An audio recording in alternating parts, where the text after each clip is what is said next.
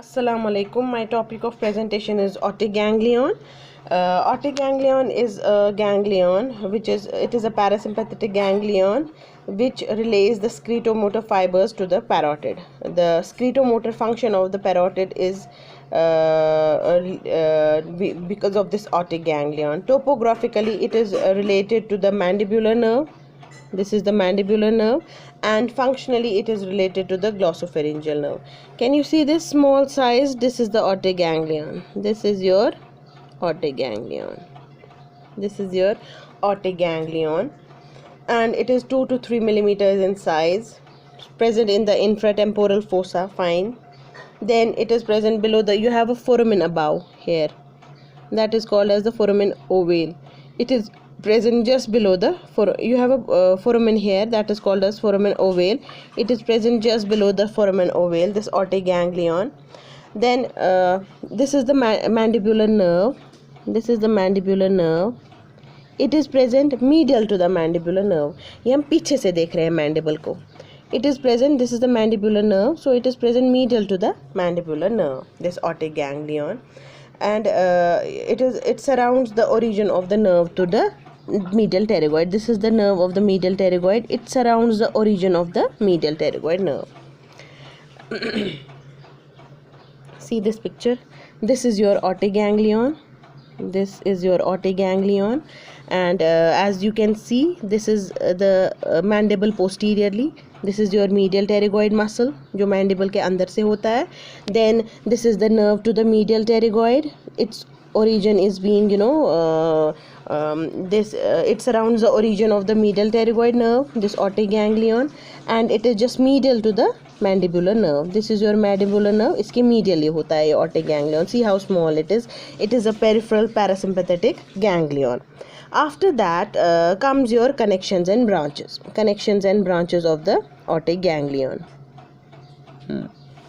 So sclenomotor or the parasympathetic root of the otic ganglion is formed by the lesser petrosal nerve. This is your lesser petrosal nerve. Sclenomotor or the parasympathetic root is formed by the lesser petrosal nerve. Its course I will show you here. See, these sclenomotor fibers, they go to the parotid gland. How? See here, this is your inferior salivatory nucleus. This is your inferior salivatory nucleus.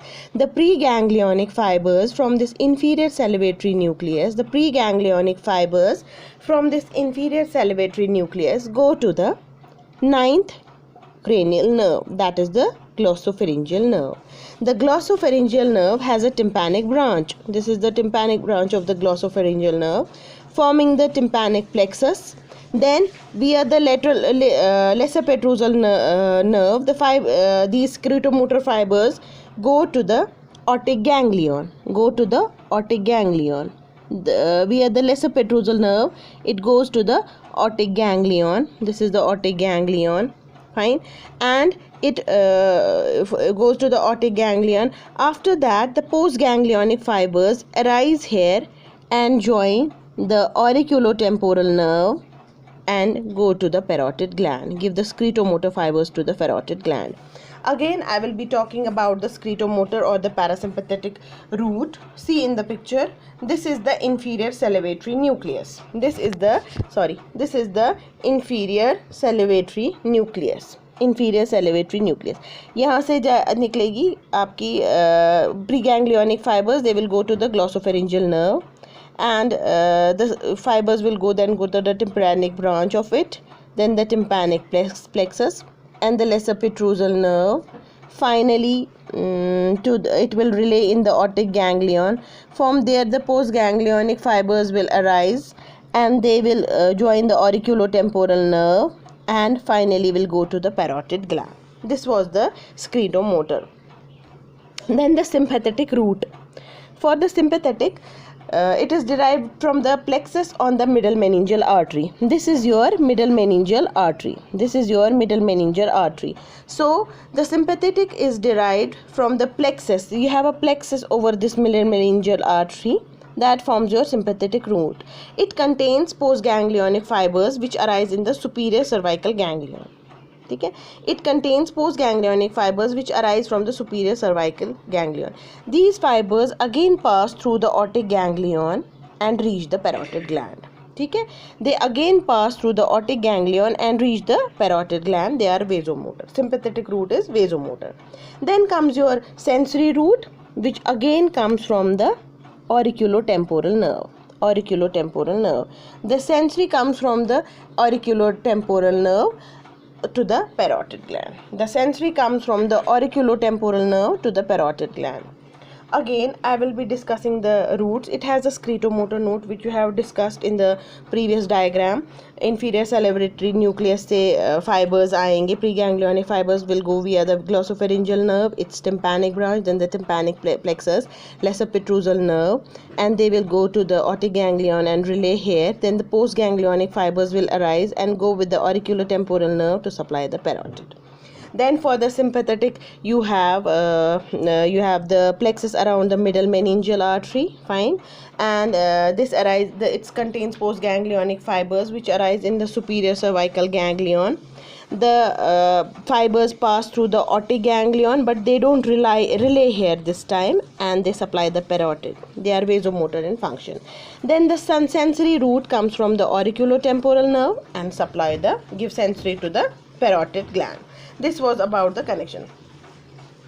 The other fibers which pass through the ganglion are the nerve to the medial pterygoid. This is the nerve to the medial pterygoid. It gives a motor route to the ganglion. ये मैंने आपको पहले भी बोला है. The nerve to the medial pterygoid. It gives a motor route to the ganglion, and that route passes through it without relay and supplies the tensor villi palatini and tensor tympani muscles.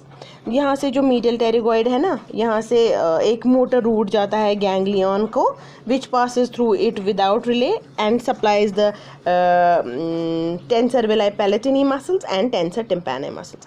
Then comes another branch. I don't think it is present in this pic. I'll make it clear. See, you have another branch here. This is called the cauda tympani branch. This is the cauda tympani branch. It is connected to the aortic ganglion, fine. This provides an alternative pathway of taste from the tongue. This provides an alternative pathway of taste from the tongue. This cauda tympani nerve, it is in fact the part of the facial nerve. So this is just a short note on aortic ganglion. I think you all have understood what aortic ganglion is. Again, here in the picture you can see this is the aortic ganglion, fine, and middle meningeal artery is just closer to this aortic ganglion. Then it is present posteriorly on the mandible, just medial to the mandibular nerve, and what else? So this was all about aortic ganglion. Talking about the clinical aspect of this mandibular nerve.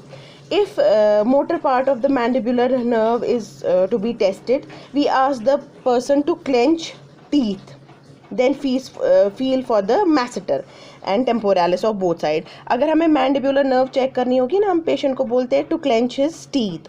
Then we see for the since mandibular nerve supplies the muscles of mastication, we feel for the contracting masseter and temporalis. If any muscle is paralyzed, the jaw deviates to the paralyzed side, fine.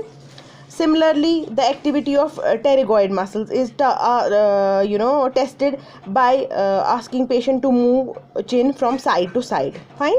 Pterygoids are tested by moving chin from side to side, and clenching of the teeth help us to see whether the masseter or temporalis are paralyzed.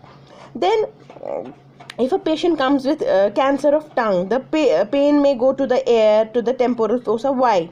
Because of the distribution of the auriculotemporal nerve, fine. Because lingual nerve and the auriculotemporal nerve, they supply various areas. That is why if there is a cancer of the tongue, the pain will radiate to the ear and the temporal fossa. For that we need to divide the lingual nerve to relieve the pain. Then you can have the neuralgia, that is called as the trigeminal neuralgia.